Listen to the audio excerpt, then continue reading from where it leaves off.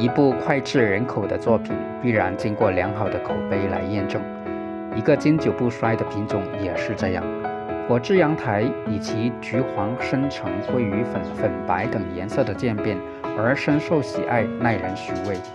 橘橙色与人以醒神明亮之感，鲑鱼粉则透露丝丝的疏柔淡雅，几色混染，对视觉的冲击不亚于酸苦甘轮番轰炸味蕾之状。